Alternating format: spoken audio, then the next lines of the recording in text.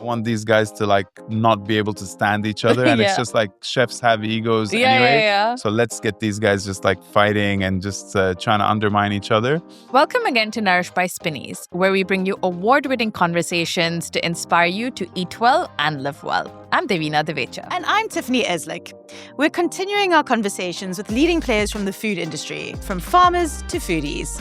Speaking of which, today we're speaking to someone who's gone from foodie to farmer. Yes, that is correct. We are going to Alserkal today, which I think is becoming quite that hub for foodie experiences, not just art, which is amazing. And there is actually an indoor farm there now. So right opposite Pie House, which I know is one of our favorites, is the Growhouse by One Life. So One Life is a concept that is in D3, and it's founded by the lovely Necip, who is, with his partner, Chef Kelvin Kelly, is behind the indoor farm, which is on the first floor of the Growhouse by One Life. So there's a cafe and restaurant space downstairs. And then when you go up, you'll see the indoor farm. They're growing everything from tomatoes to lettuce to eggplant, and they're experimenting as well. So it's really cool to see, and you can actually sit with these really cool, like, kind of inbuilt seats amid all like the growing areas and just work from there and have your coffee as well, which is pretty cool. Sounds like so much fun. I've seen a lot of it on social media, and it's on the list of places to go. Yeah, really innovative. Yeah, definitely. And it was something that, he'll bring up in his conversation as well, that when they were looking to open, hopefully in Alserkal, one of the things was that they had to create something new. It wasn't a kind of a repeat concept, which is where this idea came out of. And they're hoping to do so much more with it. To do workshops, community events, and kind of just teach people a little bit more about going back to the basics of growing your own herbs or vegetables and fruits and so on. It's actually amazing when you see someone launching something like this. There's so many hydroponic farms in the Elkers area, and so many cafes, and you think, why did someone not do this before? It's a genius. Well done, One Life team. Yeah, and it's now coming up to their 10 years as well as a company and a brand. So I think it's a great way to kind of round off that decade almost with something that's so cool and so different, and in a really cool space as well. Necip, hello. Hi. How are you? I'm fine. How are you? I wanted to bring up the shorts. The shorts. The famous shorts. And I want to tell people this because I think it's in a way for me, it's how your kind of perspective and mentality on things is like casual and very like laid back, where, as you remember, you were doing a photo shoot and interview for something that I was working on. What was it, 7-8 years ago? Yeah, it was like a cover for Cater. It was a cover for the magazine. And I said, Necip, we're doing a photo shoot today. And you said yes. And then you walked into the studio wearing shorts. Well, what happened that day was I don't really wear shorts often to work. I mean, really maybe once a quarter or once every 6 months. Okay. That has more to do with the fact that I'm terrible. I was just telling you before we started about how bad I am with technology. Okay. So I'm pretty bad with calendar management. Oh my God. So like what I'll do, I'll take your WhatsApp message and I'll pin it to the top of my WhatsApp. Okay. And I'll put it on unread. Okay. Because I use WhatsApp a lot. Like that's the technology I use the most. As your calendar management? I use it as everything. Like sending documents, receiving documents. Even now, like I signed a document for something on there. And because I know I'm looking at that more than I'm even looking at email or calendar, I need that to kind of just be like, oh, I'm meeting her. But I don't really check my calendar. So that day, it doesn't often burn me. It burns me maybe twice a quarter. Sure. That was the one of the twice. So that day, I don't know if you reminded me or maybe it popped up in my calendar or something. I was like, oh, damn, like this is not going to be good. But you handled it well. We handled it well. We made you hide behind a sofa. Yes. I looked at that cover again this morning, actually, before heading out here to be like, wow. Yeah, that was pretty embarrassing. No, it was fine. I think it was more like the other people in the photo were like just taking the mickey out of you when you walked in more than anything else. But you know all the crew, so it's fine. Yeah. But I think that's kind of, you're quite like casual and laid back, and that's something we've seen across your venues as well, that it's quite a welcoming, casual place. And it all started with One Life in D3, if I'm not wrong. And then we're here at the Growhouse. So maybe walk us through your journey a little bit before we end up at Growhouse. I'm a mechanical engineer. I did a master's in business. How far back do you want me to go? Like, I did that up to 2005. So I graduated 2005 and I came back to Dubai, which is where I grew up. And I worked in corporate for 9 years in 3 or 4 different companies. One of them was the Dubai Metro project. I think 9 years of doing that was quite difficult for me. I mean, I think I did okay. Like career-wise, I did okay. I got promoted. I got to a pretty senior position within a marketing role at a corporate company, at a pharmaceutical company. But I really felt like I wasn't suited to that environment. Okay. And to this day, I would say I'm fairly anti-corporate. Okay. And I'm not going to like go on a rant about why I am anti-corporate, but I really believe in like smaller and medium-sized businesses. Yeah. And I think that companies get to a level where they grow so big that there's so many processes that are in there designed to make it more efficient that it just kind of loses its soul, or it loses its, people are stuck in meetings all day and that's all they do. Yep. So I'm kind of out here trying to prove in a way that, being anti-establishment you can still run a successful business. Now, that doesn't mean like I'm not organized at all, but it means that like when something comes in which seems very corporate, we do question it.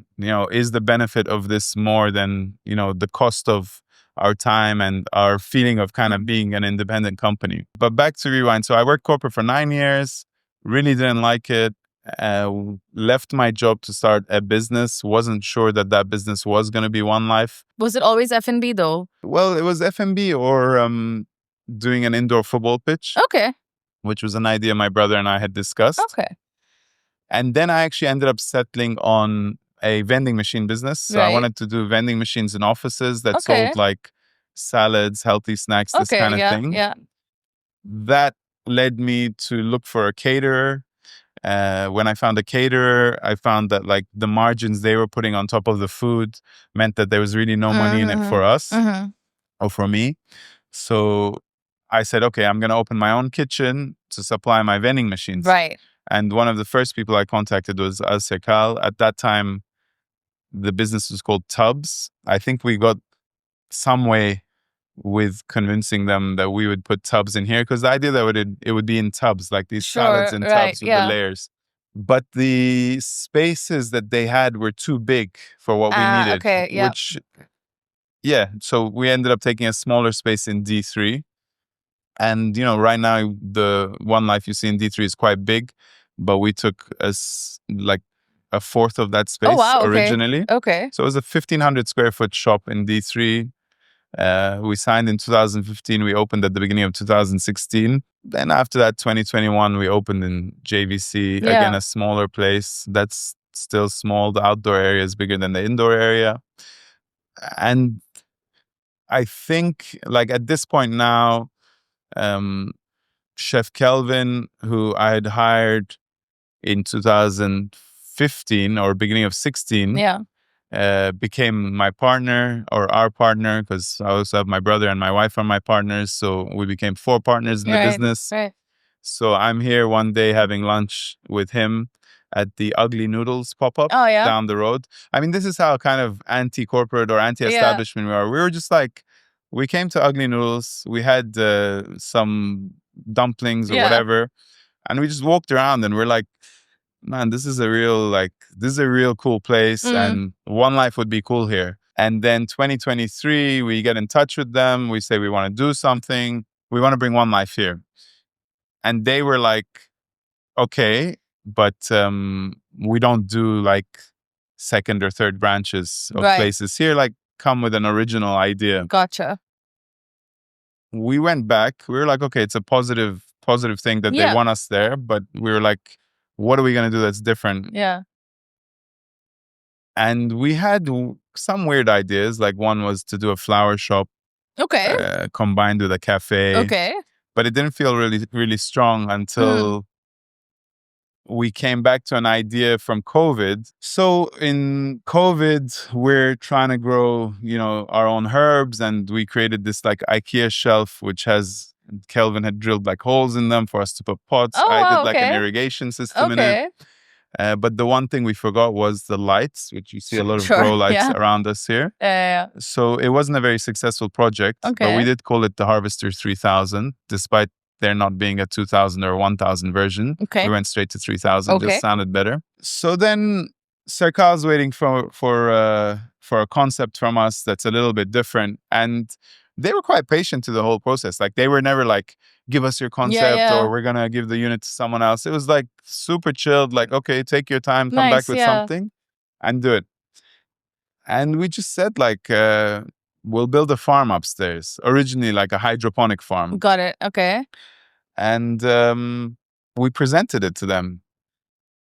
When we presented to them, we didn't tell them that we have no idea about farming and that we failed as farmers, a few years earlier. Sure. Okay. Because maybe we thought like, maybe they'll be interested, maybe they won't be interested. Like, let's not really invest in furthering it. But they were interested and they were like, okay, that's the idea. That's cool. Go for it. And then I don't know why we kind of were like, hydroponics might be a bit too kind of technologically advanced for what we want to do. Like it's nice to have soil. It's nice to do a little bit of old school style farming. And we met Amin from Let It Grow. He was running workshops in his house. I went to one of the workshops. His wife works in D3. Okay. So it was all like... everything just slotted in, Yeah, there was kind of like, he's a nice guy. He knows what he's talking about. Maybe he was, had self-doubt. He didn't show it to us. But then, when we ended up doing this, I could see like, he was like, I'm glad it worked. Yeah. I was like, well, obviously it worked. Like, you know what you're doing, right? But I guess these things are not like super clear. Like it's not obvious what's going to grow, what needs a lower temperature, higher temperature. Like everything makes a difference. The tomatoes are doing really well. Yeah. So tell me what's growing here right now in the farm. So we have heirloom tomatoes on that side. Yeah. A little bit of what's called lettuce, basil, which is like basil, but it has like a bit of a lettucey kind of leaf. Okay. It's a larger leaf and the taste is a little bit different. Okay. Cherry tomatoes behind you, more tomatoes growing there. Those are like the seedlings. Got it. These are peppers. There was dill behind you. There's nothing. We tried beetroot. I believe we failed at that. We have lettuce down there. I saw eggplant there. Eggplant behind me. More lettuce, some dill, some Palestinian thyme. I forgot the name of this thing, but it tastes so good. Like I keep ripping them off, and maybe that's also why some of them are not successful. Rosemary, sage, rocket, coriander, parsley. Unfortunately, and also there's didn't like work. microgreens there. Microgreens like broccoli sprouts, alfalfa sprouts. The microgreens are doing really well, and the microgreens. I mean, obviously, everyone asks us like, is this what we're eating? And this space is not enough to supply our kitchen. The only thing where it is enough is the microgreens. Okay. So we have more microgreens than we can use in all three of our branches. So we use this to supply all three branches. Yeah. And then we also sell it and give it to people nice people will get a free set of microgreens. The tables downstairs have microgreens on every table. Okay, yeah. But it's very much like, in terms of the grow house, or even I'd say in terms of One Life, like One Life is in general a work in progress. Yeah. In all three branches, we're constantly like revisiting it. What could we be doing better? What should we change? What's worked for us? What hasn't? With this, let's say, farm in general, like it's only the beginning. Like we haven't done any workshops yet. The whole idea was that we'd get people in here to do workshops. So now we're working on doing a timetable or schedule for different workshops. So what kind of workshops would you offer once you do, for example? So workshops would be like soil. Like soil is not just like buying the soil off the market and using it, but like mixing it with different things to make it more of a nutrient dense soil. Pruning, intro to gardening. I mean, this is all stuff that I wouldn't be doing. There's someone else that does it. Making your own natural pesticides. Nice, okay. Because it's all natural here as well, right? Yeah, this is all organic, all natural. which, I mean, it's not legal for us to not be using like natural stuff in a closed environment like this. So yeah, I think there's about 8 or 9 different workshops, or workshop titles that we have planned, and we're just working on developing it now. But the idea is that there'll be a big table here, and people will come gather around this table. Nice. And they'll do different workshops. Do you sell, though, any of the produce that comes out of here, or do you use it? So we sell the microgreens. You can buy the microgreens downstairs. Yeah, I did see that. Yeah. But I don't know, for the tomatoes or the lettuce or whatever. What do you end up? Eventually, what we'll do is we'll take the are they called suckers of the tomato plants and stuff, and plant them, and we'll sell tomato plants that are in the very baby format, and then you take it home and you can grow it yourself. But the productivity of this room is not enough for our kitchen, but we will use whatever we get from here, but it's not really enough for us to sell it. And how long has this been open now, Growhouse? So we opened July 10th. Yeah. It's a baby concept still. Yeah. It's still early days. And there's a lot of different things to get right. Obviously you want to get downstairs right. That's where the real income is being generated from people eating and drinking. And the weekends, I mean, we kind of thought July, August would be a really nice slow start. People will always say oh, July is the worst time to open a restaurant. And I think it's the opposite. If September, October is the season, you don't want to go into the season with zero experience. Yeah, for sure. But here, July, August was surprisingly busy. I mean, it was really, well, first of all, I think people really dig the concept. They were okay, this looks cool. It's something different. Yeah. And so that kind of helped. And then weekends are just crazy. Weekdays are still, you see now. It's normal. Calm, it's not busy, crazy. but not crazy. It's not crazy.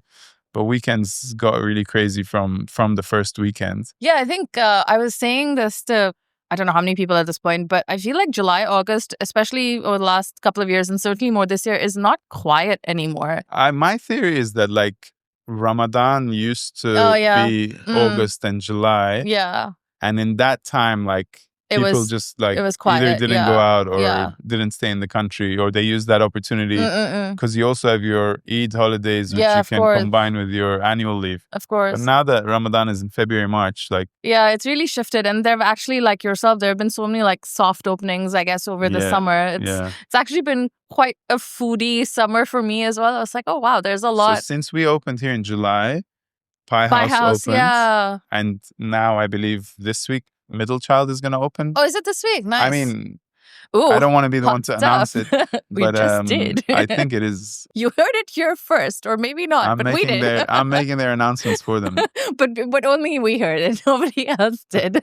Alserkal has become such an amazing hub, not just for art, but for food as well. Yeah. And you know me, I love supporting independent and homegrown. So it's just so nice to see what's happening here. It's so cool. It's amazing. It's so refreshing to go somewhere where all the typical options have always been available to us, I guess, in Dubai for the last 20, 25 years. So anywhere you go, you're going to find brand A, B, C, whatever it is. Yeah. But what I think this location offers, and also D3, is different concepts, concepts that you're not going to necessarily find everywhere in the city. Tiff, have you seen the social media campaign that One Life did between their chef, Chef Kelvin, and one of our favorites, Chef Troy? I haven't, which I'm feeling really bad about because I follow both of them. So why has that not come up in my feed? I'm not sure, because they even won awards for it. It was a series of videos on Instagram. And it was essentially around their collaboration roast between Kelvin and Troy. And it was really cool because instead of, I guess, what you would assume is a standard, we're doing a roast together promotion, they almost created a mini film where the concept was two chefs with egos bashing in the kitchen and kind of going head to head with each other. I really thought he was going to bring something that was unique, something that was different. Kelvin's got a bit of an ego. He's a piece of work, man, honestly. Why do I need to do this collab with this guy? Yeah, that sounds super cool. Yeah, so they did two mini films before the event. Yeah. And then on the day of the event, they actually had people at the restaurant kind of being part of the film. So they had special appearances. Like Hatem Matar was in it, I think, as well. Is he afraid that maybe if I show up on the grill, people will be like, oh, you know, that's the difference? It's not Kelvin Matar, I'll tell you that. We won the Caterer Award for Best Campaign of the Year. And that's the first time they did the I did, Campaign of the Year. Yeah, I was really proud to win that award.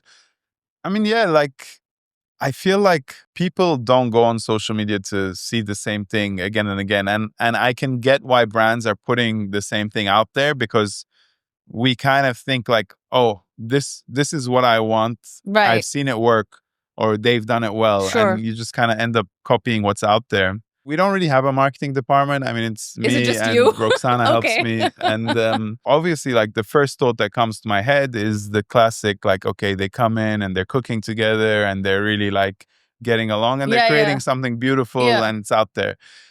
But the first person who did that was probably super successful with it. It's a great idea. But we're going to be the 10,000th or the 100,000th people to do it. Like, people don't want to see that. And I'm not saying like no one's done what we did. Yeah. But in the end, I was like, no, I want these guys to like not be able to stand each other. And it's just like chefs have egos anyway. So let's get these guys just like fighting and just trying to undermine each other. And you had special appearances on the day of the event which was cool. I mean, it was also like, I feel like, if I'm totally honest with you, from a commercial perspective, I don't think it was the most successful campaign. But from the point of view of people in the industry, people who know us, people who know the brand, like, I think it was really cool because they knew the characters and they knew that. But we're not a mass brand. And I think if you wanted to get like, you know, hundreds of people through the door for your Sunday roast, you probably wouldn't have gone with that format. They're very long videos. I watched the whole thing, by the way. But because I stayed till the end. You're kind of, the bitter you end. know us, you know the characters, you know the brand. Yeah. So it was a bit like preaching to the choir. It was for our audience. Yeah. But I'm still very proud of it. Yeah, of course. No, it was fun to watch. You know, Troy's been on this podcast as well.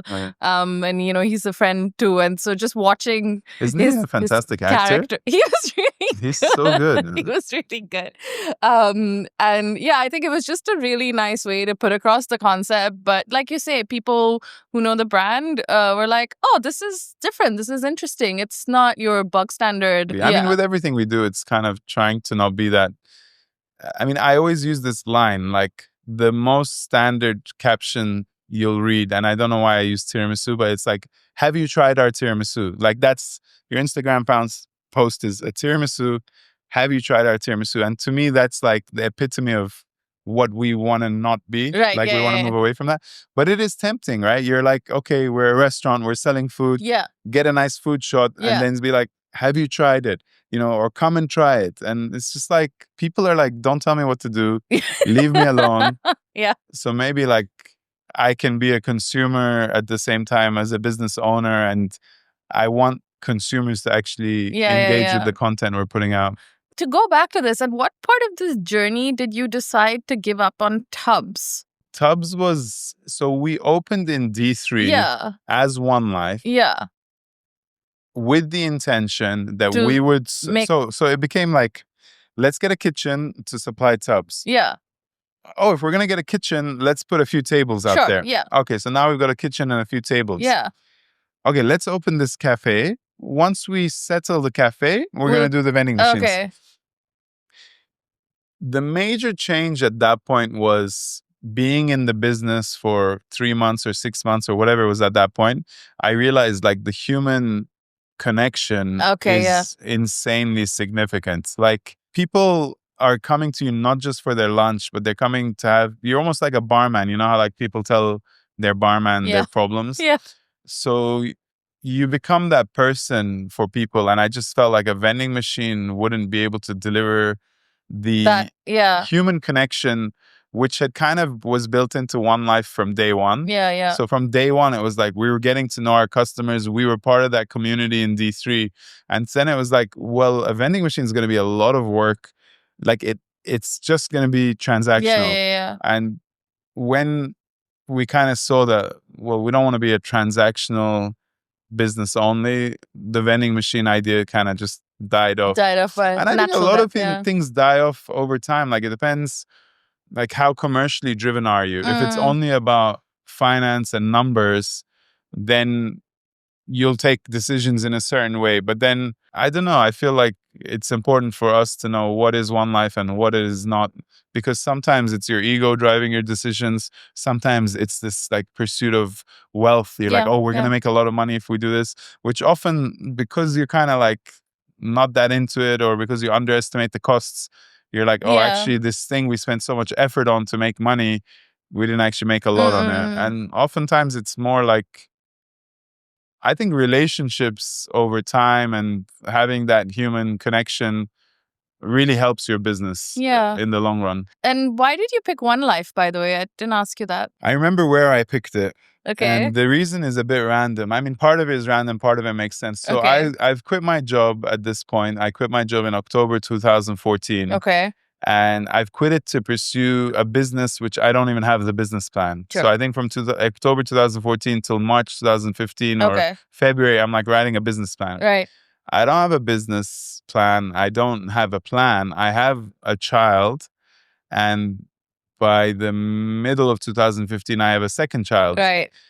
And I don't know the exact moment. It must have been the beginning of 2015 where I came up with the name.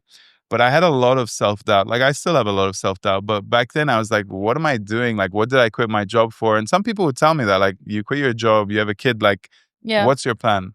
So I've got this self-doubt floating around. And I'm driving home in Business Bay. And I'm listening to this song by Jay-Z. Okay. Where he says this line, one life to live, notice you get no sequel, so I gotta live this truly as if it's my last movie. Yeah. So sequel and movie are connected there. And so when he said one life to live, it was kind of like, I know I want to do this. Yeah. I know I want to try this. Even if I fail, I know I want to try it. Yeah, yeah. And the random part of it is this. I don't know why I really like the idea of the one looking like an L. So I ended up putting a logo together, which was one IFE. And everyone called it Life. Oh, Life. Yeah. What's Life? Life. And I'm like, it's One Life. Like, that's a one. That's not an L. So then when people got confused, I kind of like split the one and the L up. And people still called it Life. I mean, they called it Life up until 2019. Oh, no way. Okay. When we, Natalie Lyons, who's a great designer, redesigned our logo. Yeah. Which is another random story. I remember we were doing a rebranding in 2019 and we're sitting outside One Life in D3 and I'm with Richard, who has a shop a studio down the road called Collab, where it's like a materials library. It's not a studio, it's a materials library. So I'm like, Richard, we're redesigning, we're doing a brand change, we're rebranding. And because the One Life logo was on the signage, I had kept it out of the rebranding. I was like, okay, rebrand everything, but keep the logo the same. Okay. This was my brief to Natalie Lyons. And then Richard's like, are you going to rebrand the logo as well? I'm like, no, we're going to keep that as is. And he's like, who designed the logo? I was like, I did. And he's like, he just looked at me like, there's your answer. And just him saying that, I was like, okay, yeah, I get the point. Like, I'm not a designer. Yeah. Let's give it to a professional. And I honestly think the rebranding of One Life, along with the rebranding of the logo, made a huge difference to our business. I mean, people are visual, and I think it was a big upgrade. Yeah, I think it worked out really well. And like you say, everything, from even your example now, everything has just been so organic, which is really, really cool. Is there anything kind of, you have the farm now, you have the two concepts. Is there anything you want to do with the brand further? Do you still have ideas for, or you're just kind of taking it as it comes, as going with the flow? I mean, right now, I feel like we're in a kind of we're trying to settle this location in particular. In the other locations, like, we're always doing like these small improvements that we think are going to help the business. Yeah. I think the staff and supporting them and educating them and developing them is a huge part of the experience. It's probably the most difficult part of it because, you hire people with experience and depending on where they've come from, they do things a certain way. Sometimes it's better to hire people without experience because you're like, okay, we'll teach you how we do it. But opening this branch meant we had to hire a lot of people. So I think there's maybe 35, 40 people here. Gotcha. And they're not all new people, but then let's say we hired 35, 40 people and then we kept 20 here, took 20 from the other branches, put 10. Yeah. So getting everyone onto the same page from a, understanding of the business, understanding of what we want to do has been a challenge. And I just think there's a lot of areas for improvement with us being able to explain the food. I don't think people necessarily listen to what you tell them. Like if you say like, oh, by the way, that burger you're eating, we made the bun ourselves, we ground the meat ourselves, we cut the French fries ourselves, and even the ketchup we made ourselves. I think they don't care, they don't listen. But I do think like in terms of communication, like that's more the message I want people to understand, that like what we're proud of in terms of what we serve is that we're moving more and more towards scratch cooking. Like obviously we do use some processed ingredients, but with time we use less and less and less. And amazing, yeah. I'd really, as a business, try to get that message out there so people who come to us kind of understand that we do care about the ingredients that go into their food. And I also think it's the reason where, like, even if you have a burger at One Life, I don't think you leave the table feeling like you had a burger. You know that feeling you have where you're like, it was nice, heavy, but it's like, I feel super heavy.